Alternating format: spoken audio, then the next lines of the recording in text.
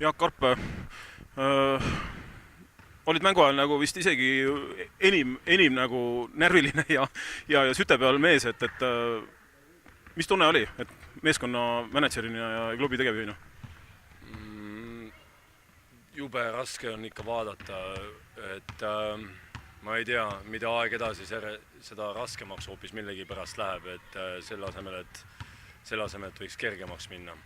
No täna nüüd tegelikult Pärnu tegi kaitses, oli teinud kaitse poole pealt vähemalt oli üsna hea kodutöö, et oli üsna raske sinna korvi alla, vaatamata sellele, et mõni mees neil veel pingi peal oli.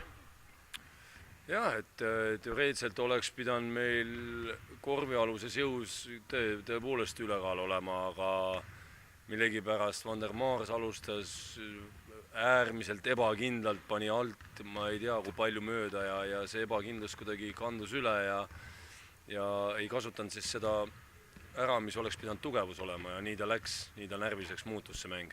No see nüüd nädala jooksul tehtud töö seal meeskonnaga nii eriti kaitse poole pealt, et kas see nüüd paistis nagu silma ka sulle endale või oli nüüd sellel mingi tagajärg ka, et see töö on tehtud? Ei, no päris aus vastus on, et väga ei paistnud, seda ütles peatreener ka koosolekul pärast mängu, et ikkagi ei läinud enda asjad nii, nagu oleks võinud minna. No Maurice Kemp nüüd, kuidas ta sulandunud meeskonna on ja nii mänguliselt kui üldolustikus? No väga hästi, väga hästi, et Maurice on väga normaalne venn nii-öelda nii väljakul kui väljaspool väljakut. No järgmine mäng on nüüd teel ju Kalevi vastu juba. Jõuab treener ja treenerid midagi nüüd veel siiski kardinaalselt muuta, et meil see kaitsetegevus oleks parem.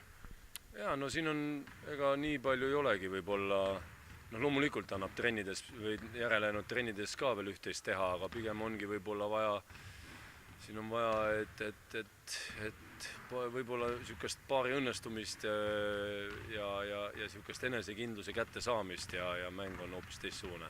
No ega see Pärnu mäng nüüd ehk andis seda juurde, selline napp ja vägev ühepunktine võit, loodame, et seda pigem ei viinud ära, vaid andis juurde. No see lihtsalt näitas jälle seda, mis mulle meeldib, et ikkagi me võitleme alati lõpuni, et see on küll see on nagu olnud positiivne sel hooajal ka ikkagi ka nendel juhtudel, kui mäng ise on ikkagi väga kehva olnud. Aitäh, Jaak, ja edu meeskonnale! Aitäh!